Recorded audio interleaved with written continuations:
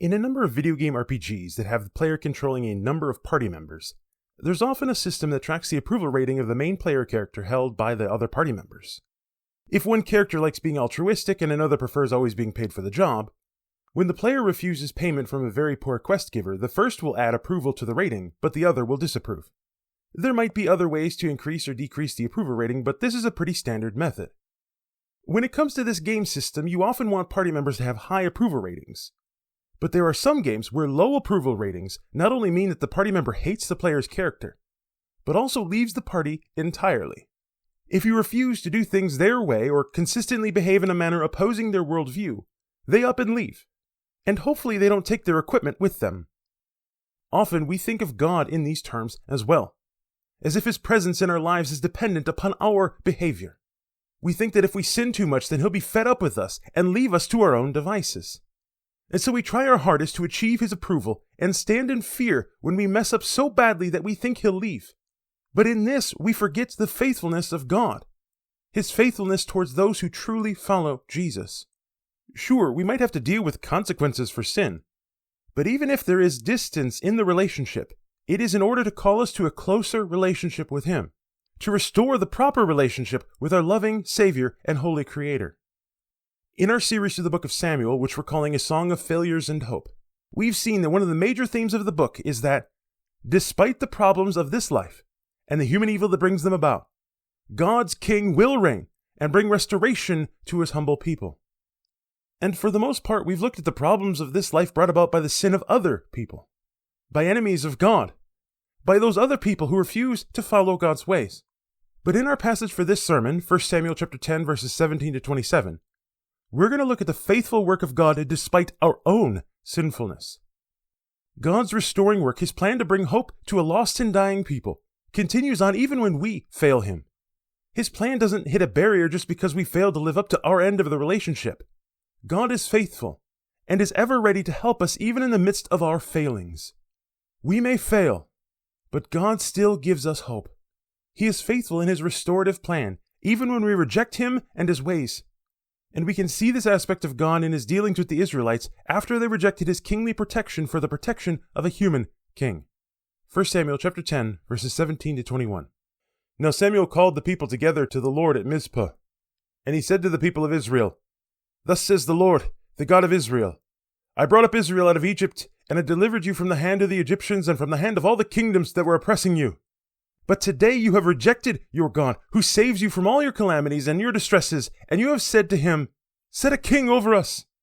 Now therefore present yourselves before the Lord by your tribes and by your thousands. Then Samuel brought all the tribes of Israel near, and the tribe of Benjamin was taken by lot. He brought the tribe of Benjamin near by its clans, and the clan of the Matrites was taken by lot. And Saul the son of Kish was taken by lot. But when they sought him, he could not be found.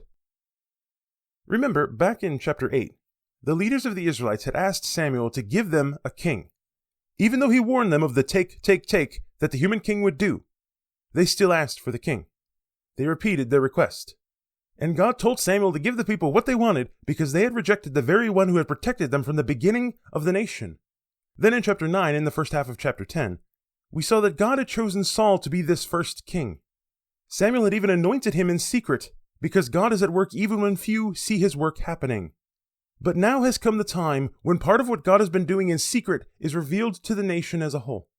So Samuel called all of Israel to Mizpah. The people knew that the human king they so greatly desired would be declared that day.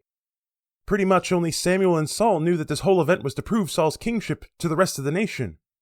God had already chosen, but this was to make it official, and to prove that it wasn't just Samuel's choice of a king. Notice that even though the people had rejected the protection of God, He remained faithful in His actions. They rejected Him, He didn't reject them. They had refused His kingship, but He was still there to provide a human king for them. This whole event is preceded with a big notification of God disapproves. But He doesn't leave the Israelites. We see this disapproval through the words that He has Samuel speak in verses 18 and 19. God reminds the people that from the very beginning of the nation, He had been the one to protect them. Over and over again, when He says, I brought up Israel out of Egypt, the Hebrew shows emphasis on the word I. I brought Israel out of Egypt. It wasn't a human king, not some leader among the nation. I might have used Moses as my mouthpiece, but it was I who freed you from slavery. It was I who led you to the promised land and gave you rest among the nations. The swords of Joshua and the judges might have been physically present, but it was only by my power and command that victory came. This is what God is saying here.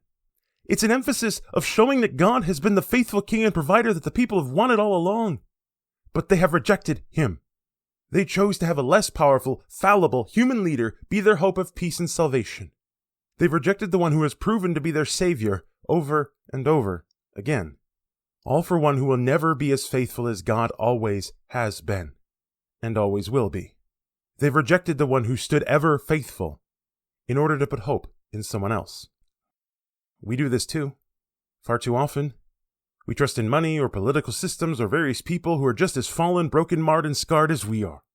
We place our hope in the visible and the physical because it's easier, or because we think that we will get our way more with our trusted hope in something that we can manipulate. Maybe it's worked before, so we think it'll always work this way. But we will find that the institutions humans make are just as fallible as we humans are, just as faithless. Only God alone is completely faithful. Maybe we've been hurt by people in the name of God. They threw Bible verses in our face to make us feel like less than nothing. And so we think that God is like that too. But he never pushes us away in pain. Any hurt, any pain, any consequence, he uses them only to call us closer to him, to return us to that right relationship with him, never to reject and condemn. Our rejection of his restorative plan of salvation through the cross is the only thing that condemns us. He seeks to restore, to bring hope to those in trouble and distress. This is the God that we reject when we seek something other than him. This is the God that the Israelites were rejecting that day in Mizpah. And Samuel made sure to start off the whole ceremony of choosing a king with this truth. You may be getting what you want, but realize that you have rejected this day. And even though they rejected the kingship of God, even though they pushed him away and wanted something else, God was still present and active in this moment. With the casting of lots, a method of divination ordained by God for the people of Israel, they found that the choice fell upon Saul, the son of Kish. But when they sought the presence of their human king, he was nowhere to be found. He was absent, missing. Literally, the vocabulary reminds us of Saul's search for the donkeys in the previous chapter.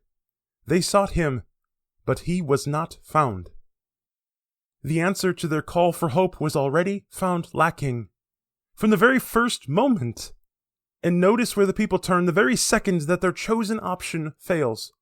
1 Samuel chapter 10, verses 22 to 25. So they inquired again of the Lord, "Is there a man still to come?"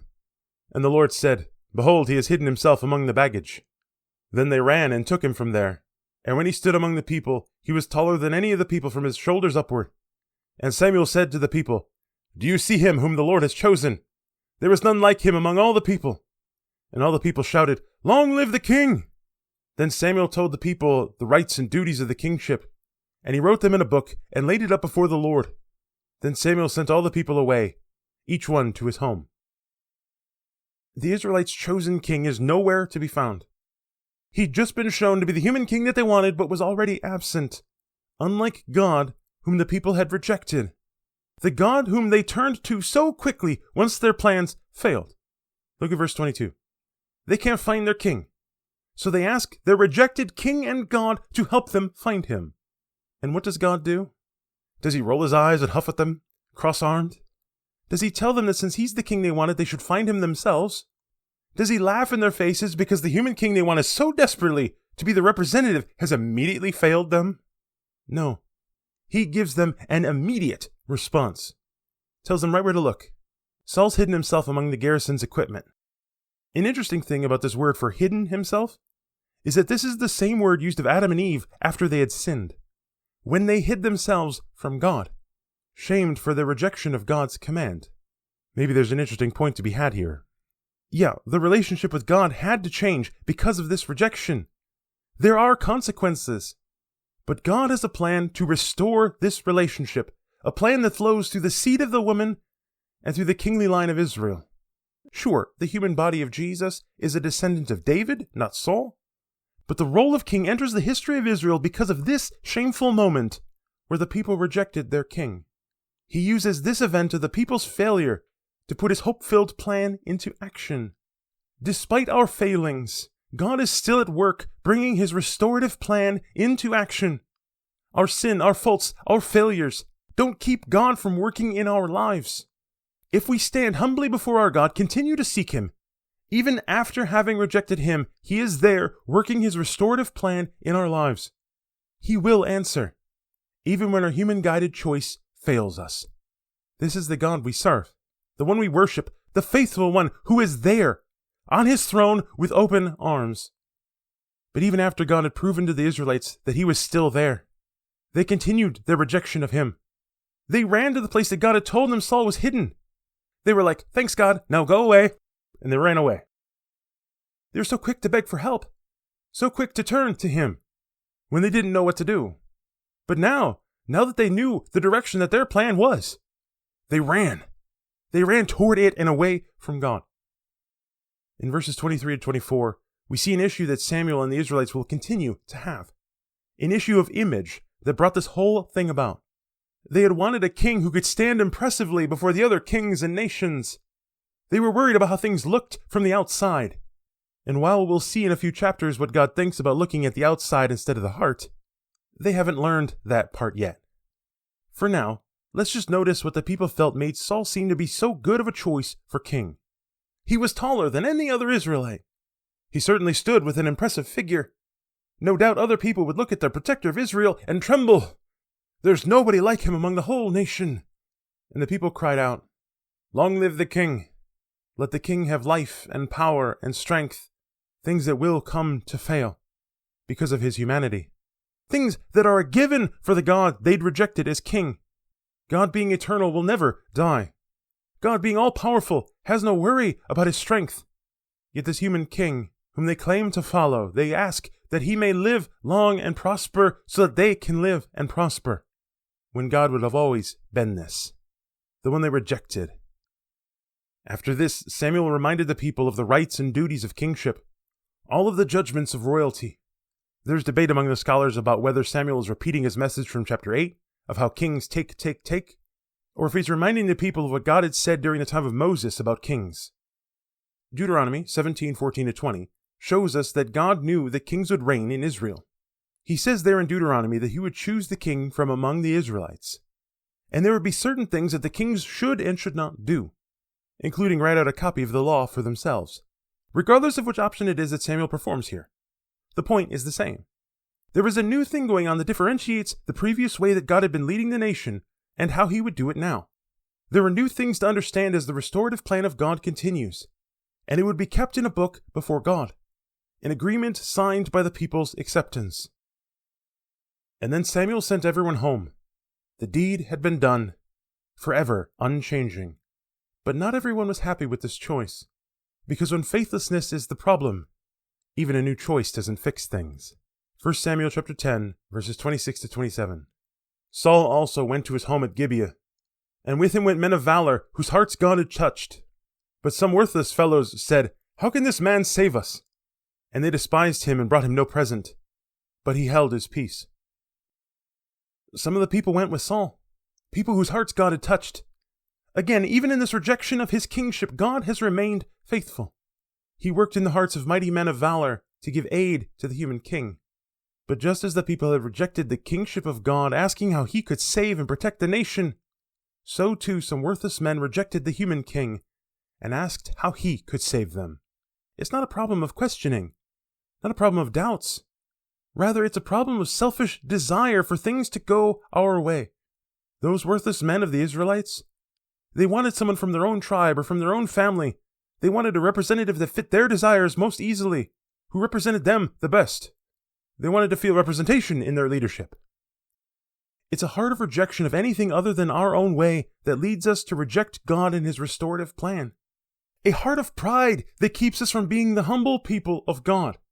But the good news is that God is faithful even when we are faithless. Our failures and rejections of him don't keep God from working. He will bring restoration to his humble people. But part of humility is knowing that God's will is supreme.